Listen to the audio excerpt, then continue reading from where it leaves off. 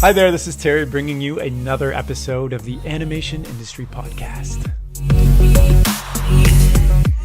This episode features the director of the deranged comedic dive into the human psyche, The Shivering Truth, Kat Solen. Not only did Kat direct the latest season 2 of The Shivering Truth, which comes out on Adult Swim on May 10th next week, but she also directed the pilot, all of season 1, and was the executive producer. In our chat, Kat is going to reveal how her career led to directing The Shivering Truth and other projects like Tierra Whack's Unemployment music video, which went viral just a few weeks ago. Plus, she's going to give us an exclusive look behind the scenes of what it actually took for each episode to come to life, from imagination to creation. And what's really unique about The Shivering Truth is that it crossed a whole lot of new boundaries not yet seen in mainstream stop motion. So I hope you enjoy our chat, and of course, check out the premiere of The Shivering Truth Season 2 on Adult Swim on May 10th. Now let's dive in. Hi, Kat. Thanks for coming on the podcast. How are you doing today? Hi, I'm good. I am having a nice day here in Los Angeles. It's a Monday. Nice, very nice. Yeah, the weather here in Toronto it's like a surprisingly nice day. We had snow just a couple of days ago, so I'm happy. It's very nice out. I love Toronto. Me too. I need to make it to LA at some point. I've never been. You gotta. So I do want to talk all things Shivering Truth because that's where your claim to fame comes recently, and you know the new season is launching soon. But take me back to the start. What was that dream that you pursued as a young person that led you to this in the first place? What a nice question. I love that question. So when I was younger, I think my parents really loved that they could hand me a pencil and paper and I would just shut up and draw. And it really, I've loved drawing ever since I was as old as I can remember. And my grandmother was like a painter and she would teach me stuff. And I always took a lot of drawing and painting art classes. And what I would do is I would draw and I would watch old movies. Like my parents would put on classics, like old classics and musicals and old television shows and things. And I would sometimes, like very young, like 5 or 6 or whatever, stay up all night long drawing and watching like Bob Newhart. You didn't have a 7 o'clock bedtime like the rest of us. I probably did, but I just did what I wanted. But I would just, that was really, I got, so that in that regard, I got really into fabricating while also taking in other art. And I got really obsessed with movies, and I wanted to make movies. And I also loved live action movies, and I wanted to make live action movies. And I also loved animation. And my mom one day just said to me, like, "Hey, Catherine," I was Catherine back then, do you know that animated movies they're just drawings. You draw, like, you could do this. You could just draw and make a movie. And that blew my mind. And I was like, wait, these movies, like, and that's like the first time I remember as a young kid understanding that movies are something that somebody made, and that there are tricks involved in making movies, and that those tricks are fascinating and can be really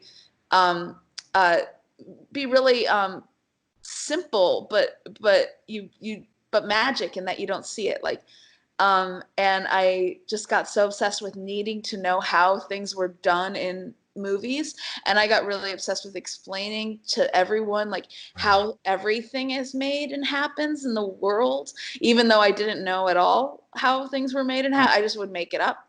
And I would watch it, and then I got into watching like any behind the scenes thing I could, figuring out how these like magic tricks are happening that we're all obsessed with. And I just, so I've just been doing that ever since. I'm like, you can use something as simple as your hand holding a pencil, making a line on a piece of paper, that can be a magic trick that will blow people's minds. It's like, that's what made me want to make movies my whole life. And so now I do live action and animation.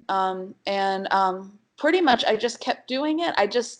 I just kept drawing, and I think we all have a lot of hobbies as kids. You know, if we're lucky, we get to do sports, or we get to do, other kinds of like theater or music, or things that we really love. And the thing that I kept doing was making like physical objects, like paintings and sculptures and drawings, and that was my main attraction to art. And but then when I got older, I it's so funny. I always say like I didn't start taking photos until a photographer broke my heart.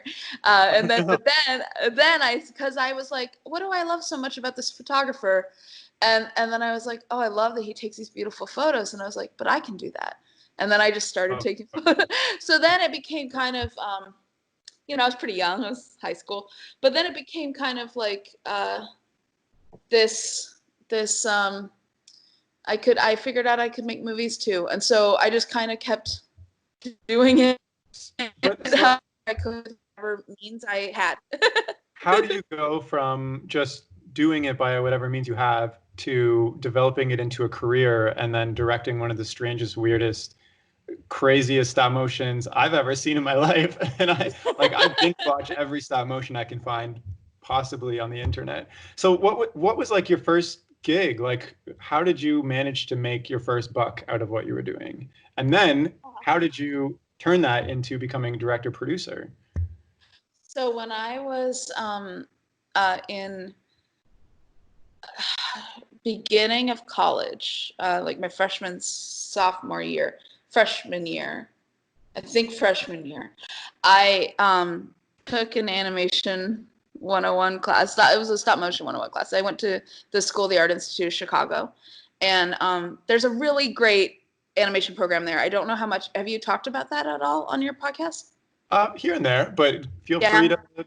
I it really like I come from Arizona. I had I really loved Cal Arts too, and I had interest of going there. But coming from Arizona, Chicago was for me like it was a place I could go that would like shake me up and force me to see the world in a new way, because it was so different from Arizona.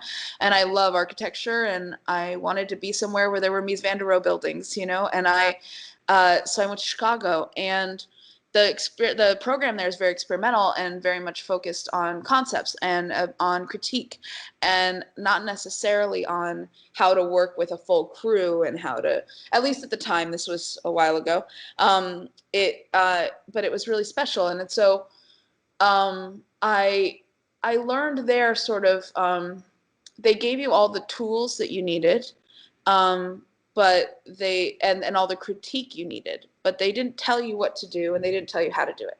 So you kind of had to make it up and make it work on your own. And I think it was that first class, I think it was animation. I think it was the first animation class I took, which was, I'm now really good friends with the teacher, is this woman, Laura Height, who is incredible and has made some incredible short stop motion pieces through the years that I could send you, that I'd recommend that you watch. Yes, Um, please. but she had us do a 1 minute short. And 1 minute is a really hard, okay, well, at the time, now it's very common, I think, but at the time, it's a very challenging, it had to be a narrative story told in a minute. It's hard to tell a story in a minute. And it's hard to tell a story that makes sense and gets the point across and is impactful in a minute. And that was her main thing that she was challenging us with. And then we had to figure out how to do that all on our own. And I had a camera I had set up at my house, and then I also had cameras at school I could use. And I did it fully analog. I cut on the Steenbeck. I conformed it on film. My God. Um, I did all the sound logging on Magstock, and I made a log of the sound. And I'm really glad that I had that experience, that I got to do everything physically, because it is so much like all other fabrication that goes into stop motion, where you build puppets and you build sets. You're building your film. You're building your film from nothing. And that it was, I had a friend at the time who was comparing it, filmmaking, to weaving, because it's the same kind of, Uh, putting together of materials into a final product. And so that I made that way. And that short film, I I showed it around school and around town, and I sent it to some independent film festivals. I can't remember where all it played. I know it played Chicago Independent Film Festival, and then I think John Hopkins. I can't remember, but it was called Someday, and it's a story about a girl who wakes up in the morning and hears a strange sound out her window, and she looks out the window, and there's a boy on the front lawn, and he's hyperventilating because he's fallen on the ground. You don't know how he got there, and a ways away is his inhaler, and he can't reach it.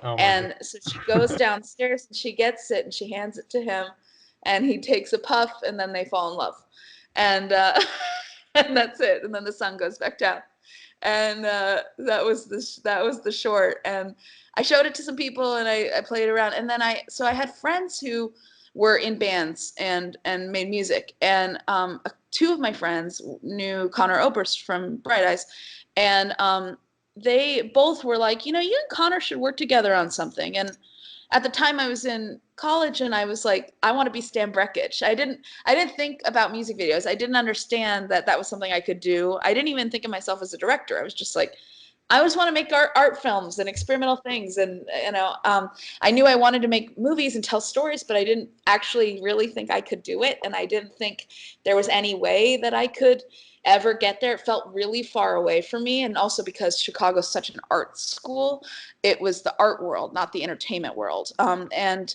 very much so the art world. And I was sort of like, I liked the art world. I didn't know, but I also kind of knew I probably wouldn't be able to get away with like being Stan Breckich, you know, like I was like, I have to figure out how to support myself in the world and afford cameras and afford, you know, so I gotta have some commercial aspirations. And if I can actually do what I love and make money at it, then I got to try to do that. And so, but at the time, sorry, I'm jumping ahead. At the time, I was still like, oh, well, Connor and I can make an experimental film together. Like he can work on the images as much as I work on the music, and that'd be really fun. And and he and I ended up meeting and talking about it, and we were gonna. I sent him that short Someday on a VHS tape, and and we were like, let's do an experimental film sometime, and that's it. And then we both, like, our lives caught us up, you know, like we lost track of each other for a bit. And I moved to Berlin, and I went to school there at the Universität der Kunst for like a semester, half a year. And then I came back, and Connor, while I was gone, his career had blown up. Like he had gone from someone that only like a few people knew to someone that almost everyone knew in the time that I was in Berlin.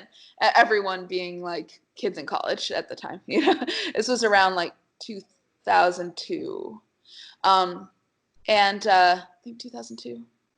I don't remember exactly. Yeah, after 9/11. It was after 9/11. I came back, and I went to one of his shows, and I got to the show, and Connor was like, "Oh, there you are." He's like, "I have an album coming out, and I want you to make my video." And I was okay. And I didn't know anything. I didn't know how to budget a video. I didn't know how long a video was supposed to be. I didn't understand at all what that meant, but I was like, "Yes, I will do it. I will do the thing." And so I created a concept, and I told it to him on the phone. Like I didn't ever wrote a treatment. I just called him and said, "I think I'm going to do this." And then they gave me, I think, $1,500, and I made it. And I used some school equipment, and I used some of my own equipment, and I built all the puppets and the sets myself. I actually have. Can I grab? I have the puppets. Can I? Sure. Yeah. I'll be right back. Okay. I know this is a visual. It's not it's an audio medium, but 1 second. Okay. So Connor has the deer, but those are the. Oh wow, it kind of looks like a mosaic almost. Like Well, yeah, they're embroidered, and ah, it's flat multi-plane Oh puppets. Like, yeah, see, yeah, yeah. the That's really hinges cool. are buttons.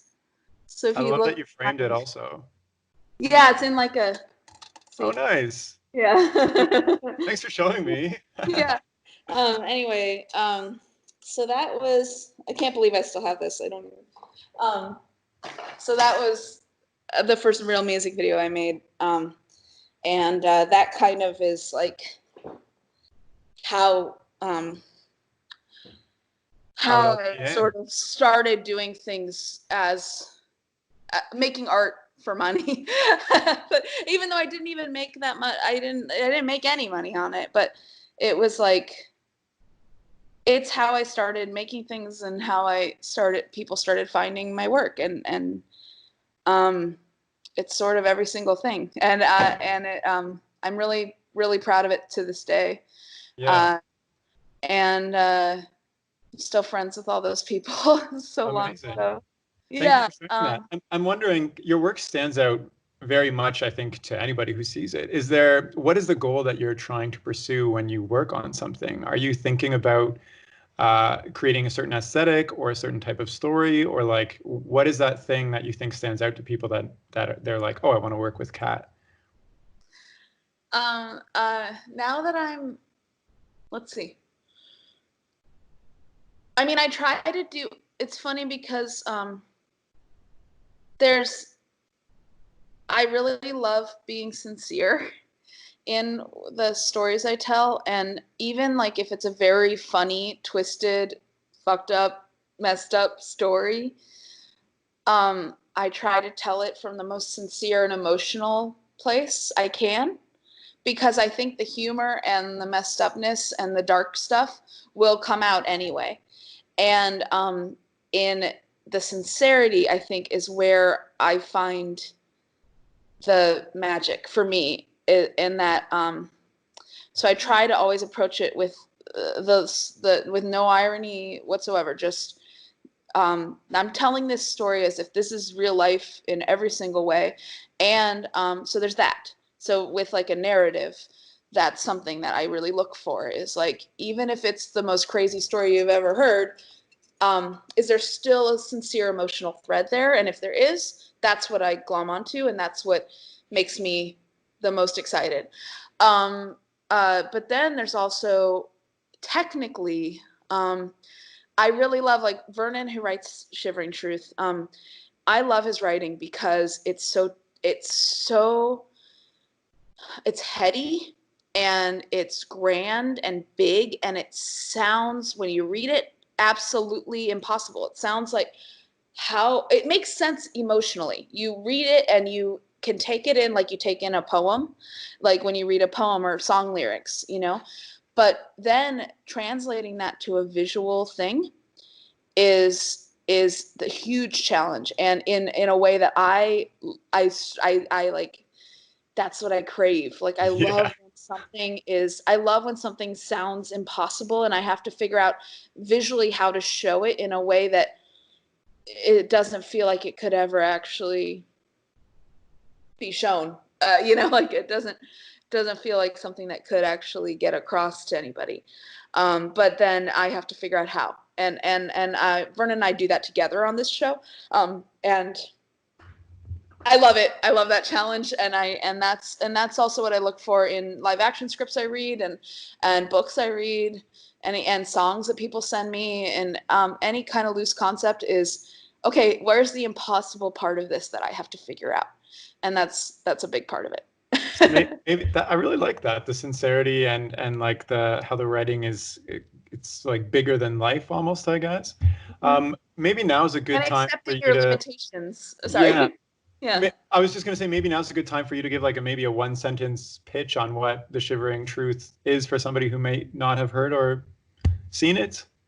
I want to hear Yeah. what you say coming out of your Um, own mouth. uh, so what I've always said, um, is that it's sort of like a Twilight Zone, but if like the Twilight Zone was eating its own tail and then like shitting out diamonds.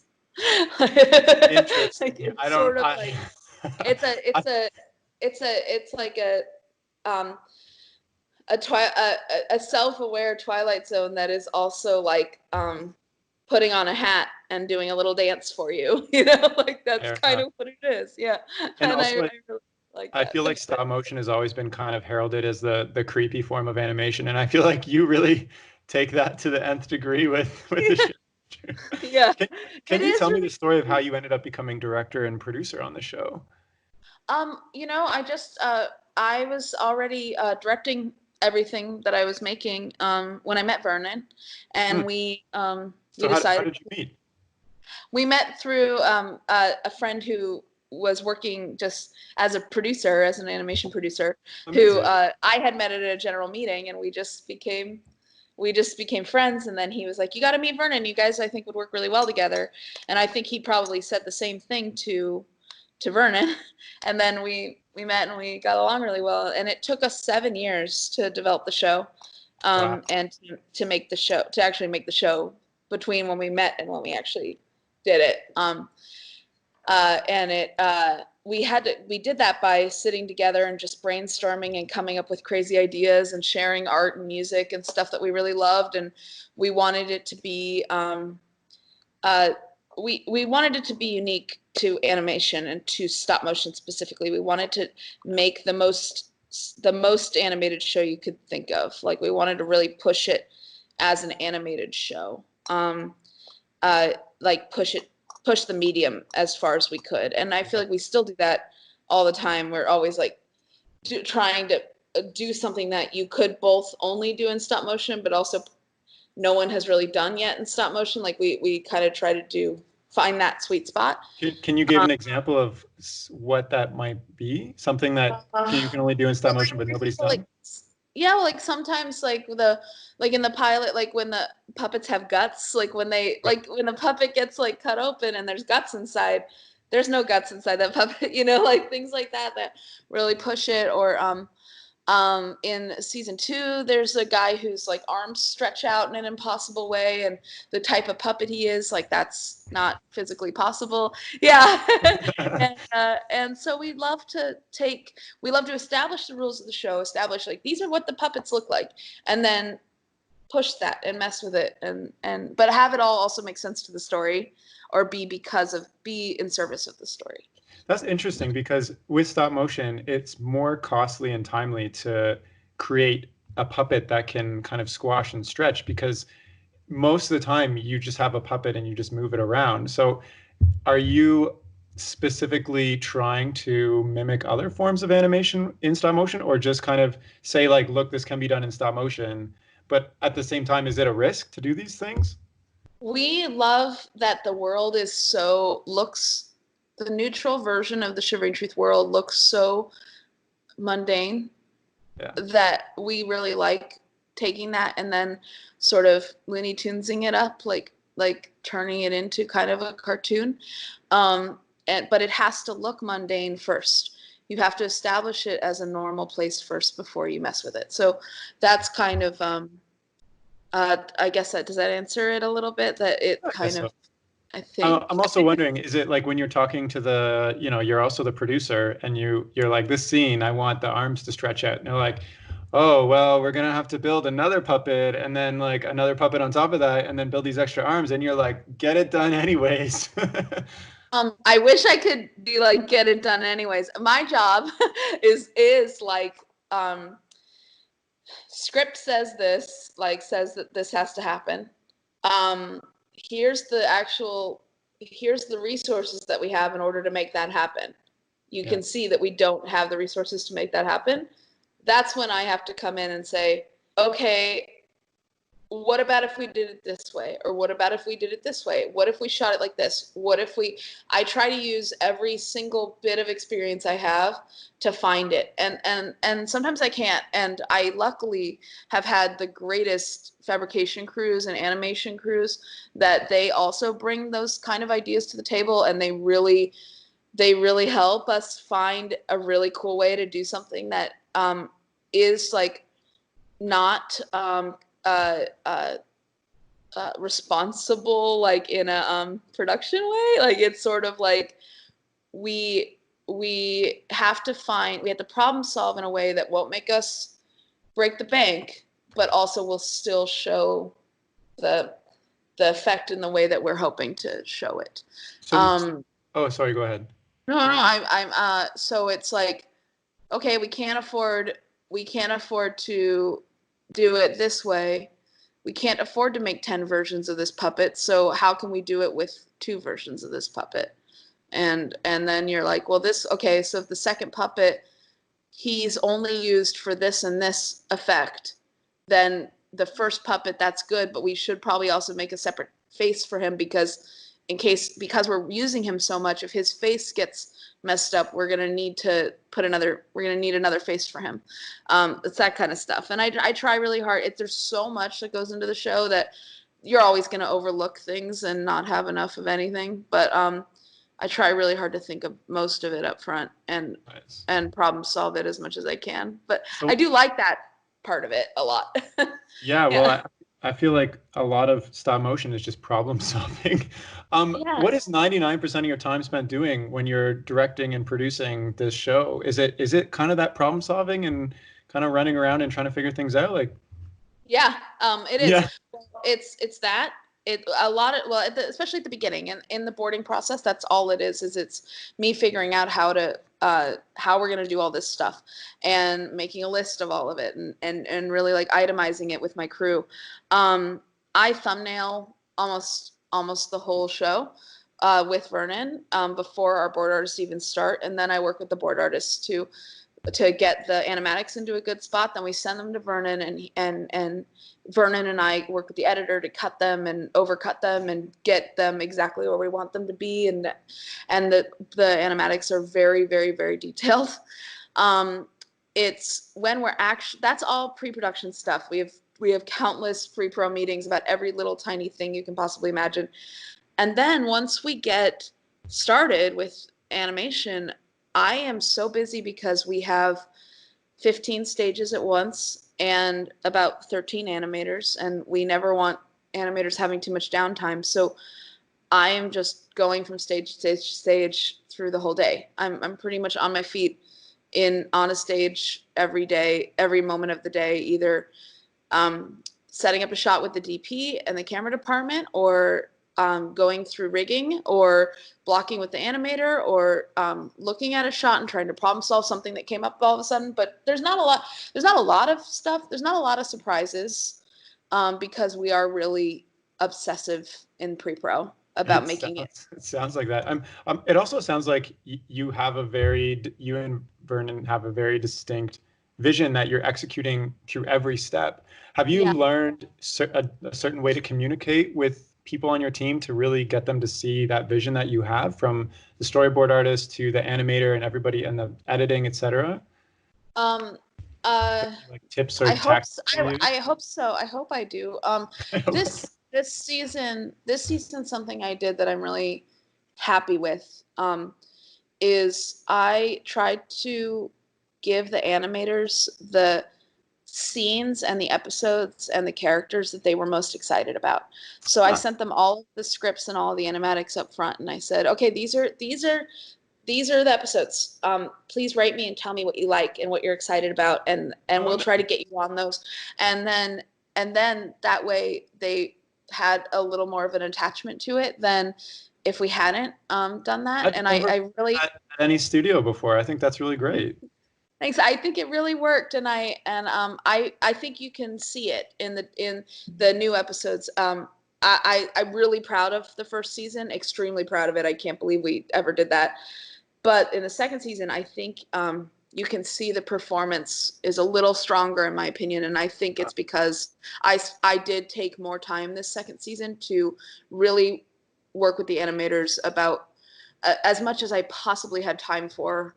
About who this character is and what they're like, and finding the right characters, casting the right characters to the right animators.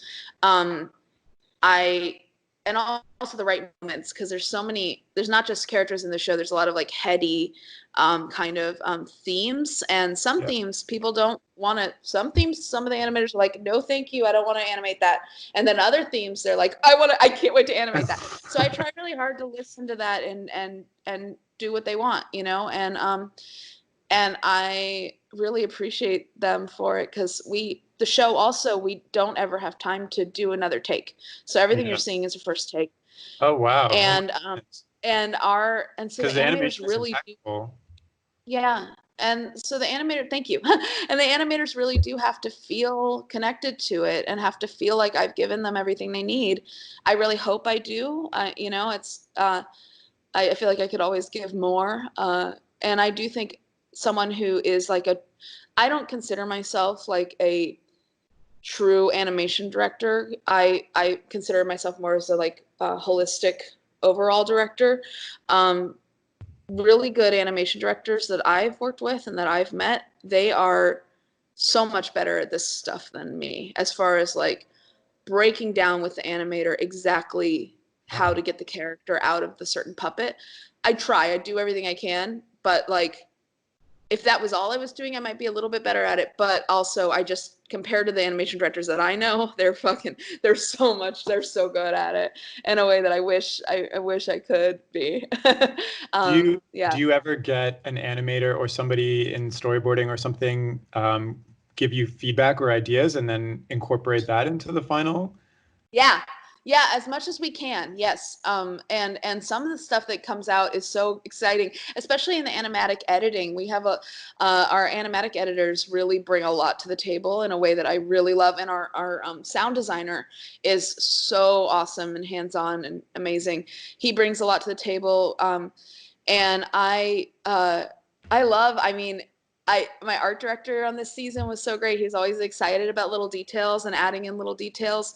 Um, and our lead builder too. Both of them had like this love and respect for the show that I can't thank them enough for. And um, my all of them. I mean, it's like people what people bring to the show, like even the tiniest thing, like certain artists bring in that I couldn't have had without them there. And so both seasons we had totally different crew between first season 1 and season 2, because a lot of people are on Pinocchio and Wendell and Wild. Right, right, right. So I was a little nervous, like working with a whole new crew on a show that we'd already made one season of, but I'm extremely proud of both seasons, and I still can't believe that we made this even 6 episodes, let alone now 12 episodes. So I'm so insanely proud of this show. Actually, Yeah, 13, I'll that say. sounds almost terrifying. Like you work with all these people in season one, and then they're like, "Goodbye." Here's It a whole was bunch of new scary. people that don't know anything. So I Yeah. guess for you working on the second season now, and you know it's coming out soon. What was the biggest thing you learned about yourself or career wise working on this the second time around? Oh, I love that question. um, uh, the biggest thing. I think I've learned that I can never be too thorough. Like I can never give too much to my people as far as references go and explanations and context. And my job as the director is to be able to answer every single question and be confident in my answer. And that when they ask me, I need to have an answer. And I also need to know that that's true, and not kind of not go and change it over and over and over and over. I can't. I've worked on enough projects with people that do that to know that that's just doesn't work. And so my only job as director is to know what I want. And so I have to make sure I always know what I want. And I feel like you can only get better at that. And every time I do it again and again, I get better and better. Um, this season we had like a folder for every single tiny prop with a reference in it, and I'm really proud of us for getting there with that.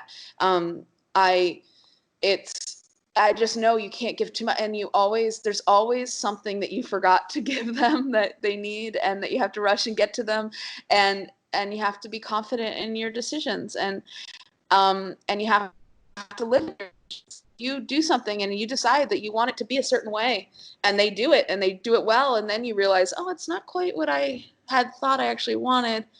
Man, like you just have to be like, well, that's what it is now, because that's what I did, and it's okay, and it's beautiful. And I don't know. I'm really I guess there's that. And then there's also that I think you can never like thank your crew enough for how much work they're doing and how much they're putting out there and taking out of their lives to be there. And I feel like you can I want to I want something I want to do as I kind of get to a place in my career where I actually have the ability to do it is give back to my crew by like hearing out their ideas and the things that they want to make and trying to help them figure out how to do that. So, because they're so insanely talented and they have so many skills that I guess I should say this. The thing that I kind of believe as a director that you have to to bring is an understanding of every job that you're hiring other people to do. You have to know what that job is enough. You have to have done at least a part of it to understand the limitations of that job. And then I think what you should do once you grasp what the jobs are and what they take and how hard they are is then hire people that you think are way better at that specific job than you could ever be and let them do their work. Let them bring what they know and what they love to the table and feel proud of it and responsible for it because that and believe them when they tell you that something would work better another way, because you know that they're the expert at that thing and you can't be because you only have so many arms, you only have so many hands. You can't be the expert at everything. So you have to trust your crew. And anyway, so that's something I think about a lot. So I try I to I really, try to do that every day. I really like both those things. I think, hiring somebody that's better than you is kind of tough as an artist sometimes, especially for me, because I want to do everything myself when I'm working on production. It's It's hard to really it's hard to give away stuff to other people. But I'm wondering, also when I'm creating stuff, sometimes in my head I have second thoughts about, is this the best way to do it? Maybe it's going to take me more time to think about this. How do you gain that confidence when you don't feel so confident about something? Do you so have any tips or tricks? yeah. So especially with Shivering, Vernon and I we spend so much before production even starts, before $1 is spent on the show. Vernon and I get together and we do all that thumbnail and boarding stuff.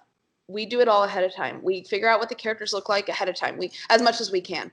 Yeah. We really, really make sure that we do any experimentation and any rethinking and any work in pre-pro and then as soon as the animatics are locked, we don't let ourselves change things. Okay. So It, you have like a set. You're like, this is what it is. It's going to be this now. yeah, and Interesting. also it works because you tell yourself, okay, right now in pre-pro, I get to change my mind in pre-pro. I get to not be satisfied. I get to rework things and figure things out. I get to do another round of notes because I know that this is going to stop soon and I'm going to have to live with my decisions. That makes you sense. know, You're almost like setting a cutoff for you to not make decisions anymore. I like that a lot. That does make sense. Okay, it really I have one kind of last question for you. okay. Remember at the start I said you had a dream. How does it feel living your life and your career now? Is it the dream? Is there something you're working towards still? I should say, yeah, yes. I sort of think I say this a lot that success is kind of a construct because you, whenever you have a goal or an idea or a picture in your head of what something is gonna do for you or how it's going to help you in some way or what it's going to change in your life, whether it's like a work goal, a relationship goal, a health goal, anything. By the time you accomplish that goal and you do that thing and you get that done, you are already so far into imagining what your next goal is that any any success you might like want to bask in from getting that thing that you wanted all that time is kind of overshadowed by you wanting the next thing and wanting to and knowing that there's something else you get to make and something else you get to do. And so I've really found my own happiness in appreciating the process and appreciating the desire and appreciating that I still like wake up wanting more and having new ideas and wanting to make another thing that I've never been able to do before or have to convince somebody to Yeah. let me do something. I've learned to love that part of it way more than any sort of accolade or self-fulfilling satisfaction thing that I just don't. I'm usually already on to the next thing, and it's helped me at least because this industry is not easy, and if you're waiting around for benefits and rewards, then you're never ever going to be happy, and if you're not happy, then you shouldn't do it, so I try to stay happy in just the process of it and the making of it and the individual day-to-day funny things that happen in That was the most wholesome answer I could have ever asked for. That was fantastic. Sorry, I hope it helped.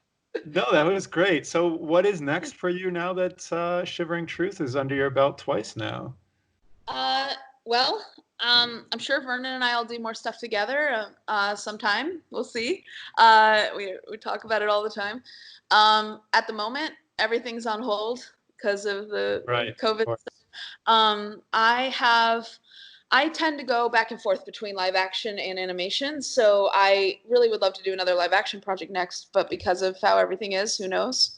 I'm developing a couple of projects. Some are hybrid, stop motion and live action. Some are all live action, and some are all animated. So right now, literally, I'm in the middle. I'm at the moment just getting ready to find the next thing. We'll see. I had a couple projects that were going to happen that got rescheduled and pushed because of everything. So it's at the moment just excited for Shivering to come out. Excited to hear what people think of it, and that's it. Well, I don't know if love is the right word. I mean, I loved it, but it's also like creeped out by it.